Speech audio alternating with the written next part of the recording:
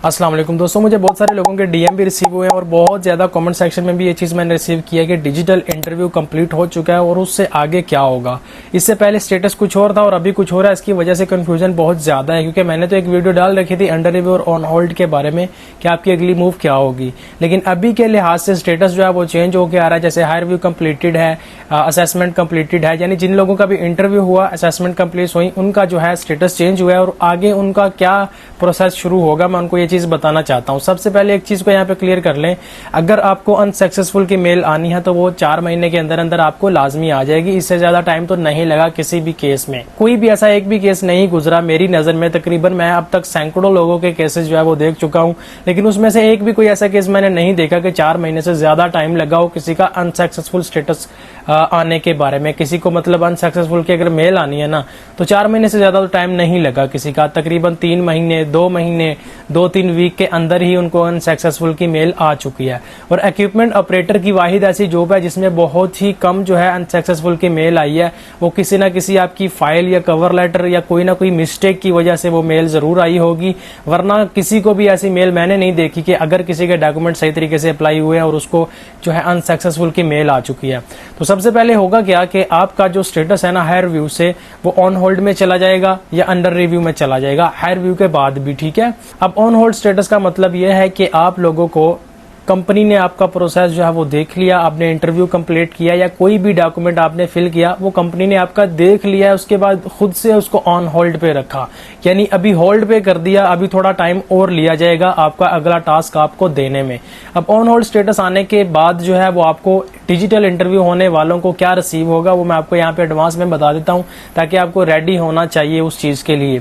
On hold status के बाद आपको आएगा पुलिस सिक्योरिटी क्लियरेंस रिपोर्ट। जो यूएई में जो लोग रहते हैं किसी ना किसी जॉब के ऊपर, जाहिर सी बात है 3 नंबर लाइसेंस या 4 नंबर किसी भी इक्विपमेंट ऑपरेटर की आप जॉब कर रहे हो, उसके लिए आपने अप्लाई किया धनाता के अंदर, तो कंपनी को इस चीज का तो कंफर्म होगा कि आप लोग जो है वो इस वक्त यूएई में रहते हैं। जो यूएई में नहीं रहते उनके बारे में मैं आपको बाद में बताता हूँ क्या होगा, लेकिन जो यूएई में रहते हैं उनसे पुलिस क्लियरेंस सिक्योरिटी रिपोर्ट मांगी जाएगी। उसका सिंपल तरीकाकार है, आप अपने मोबाइल में ही पुलिस की रिपोर्ट मतलब पुलिस की एक एप्लीकेशन है, आप उसको इंस्टॉल कर लेंगे मोबाइल के अंदर और उसी के अंदर अपनी आईडी वगैरह अपने डॉक्यूमेंट्स वगैरह आप डालेंगे, जो जो रिक्वायरमेंट वो मांगेंगे, एमएस आईडी होगी या आपका लाइसेंस के बारे में या आपके रिकॉर्ड क्लियर के बारे में, जो कुछ आपसे मांगेंगे आप मोबाइल के अंदर ही उसको फिल करते जाएंगे। और पुलिस क्लियरेंस रिपोर्ट हासिल करनी है आपको अपने मोबाइल से ही, लेकिन उसके तकरीबन 220 दिरहम जो है वो चार्ज कटेंगे आपके कार्ड से।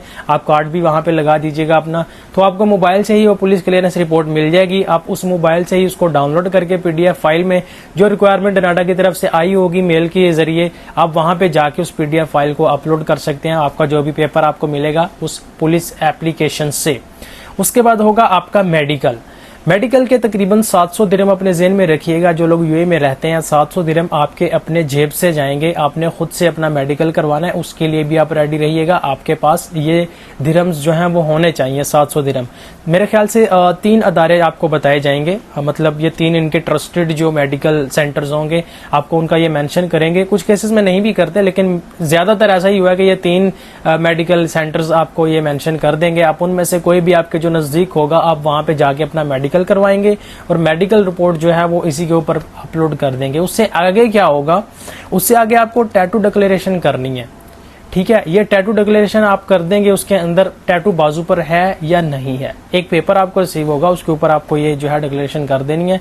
लेकिन बहुत सारे लोगों को इस चीज का कंफ्यूजन रहता है कि अगर टैटू बाजू पर है तो फिर क्या होगा। कुछ नहीं होगा, आपको सिर्फ डिक्लेयर करना है। ठीक है, मैंने बहुत सारे ड्राइवर्स देखे हैं यार, मतलब उनके बाजू पर टैटू होता है। बहुत सारे लोगों से पूछा भी, कोई किसी को कभी कोई मसला नहीं आता। इस चीज से बाहर निकलें, ऐसा कोई भी कंफ्यूजन अपने ज़हन में मत रखें।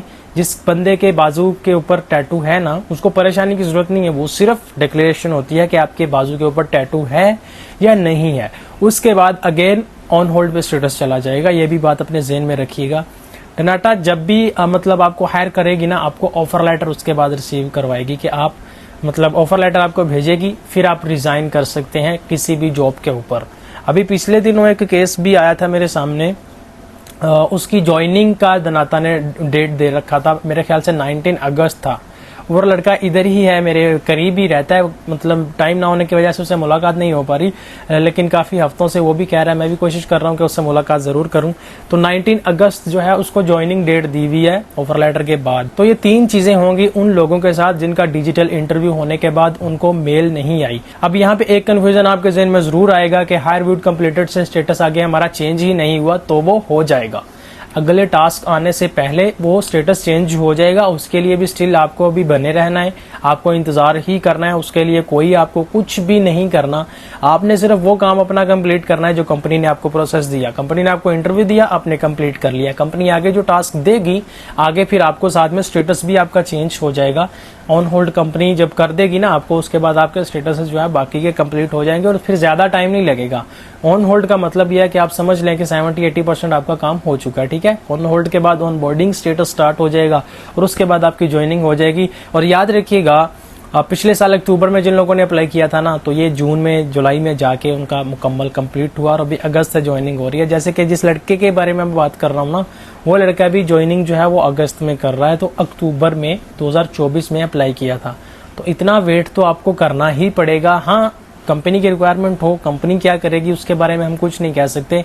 मैं सिर्फ आपको वो इन्फॉर्मेशन बता सकता हूँ जो लोगों के साथ मतलब केसेस हुए हैं, उनके सोल्यूशंस आगे कैसे हुए हैं, लोगों का प्रोसेस कैसे हुआ, सिर्फ उनके बारे में मैं आपको बता सकता हूँ। बहुत सारे लोग मुझसे पूछने लग जाते हैं कि आप क्या हो, आपको कैसे पता, ये सब नहीं। मैं स्टाफ हूँ और मैं सिर्फ वो इन्फॉर्मेशन दे सकता हूँ जो वेबसाइट के बारे में आपको गाइड कर सकता हूँ। इसके अलावा मैं कुछ भी नहीं हूँ, ठीक है। आपका हायरिंग मैनेजर ही आपको सब कुछ आप प्रोवाइड करेगा। मुझसे अगर आप कोई सवाल पूछे इसके बारे में कि हमने अप्लाई किया हुआ है, ये प्रॉब्लम है, इसका सोल्यूशन क्या हो सकता है, मैं आपको वो जरूर बता सकता हूँ। इसके अलावा मैं और कुछ भी नहीं कर सकता। आपकी फाइल में, आपकी सीवी में आपको कोई भी ऐसी प्रॉब्लम आ रही हो जिसकी वजह से आप अनसक्सेसफुल की मेल आपको बार बार रिसीव हो रही हो, तो मैं कोशिश कर सकता हूँ कि मैं उसको क्लियर करवा सकूँ। बाकी बात जो है वो आपके नसीब की होगी। मजीद आपका अगर कोई क्वेश्चन हो तो आप कमेंट सेक्शन में पूछ सकते हैं, क्योंकि कमेंट सेक्शन पर ही मेरी ज्यादा नजर रहती है। बाकी तो सब चीजें इग्नोर हो जाती हैं। कमेंट सेक्शन में आप जरूर जो है अपनी राय जरूर दीजिएगा, आपका स्टेटस क्या है और आप इस वक्त क्या क्या चीजें कंप्लीट कर चुके हो। उसके ऊपर जो है फिर आगे का लायामल जो है वो बंदा देख लेता है कि आगे इस भाई का क्या होगा, इस वक्त वो किस पोजीशन में जा रहा है। बाकी फिलहाल के लिए मुझे इजाजत है, मिलता हूँ आपसे नेक्स्ट वीडियो में। तब तक के लिए अल्लाह हाफिज।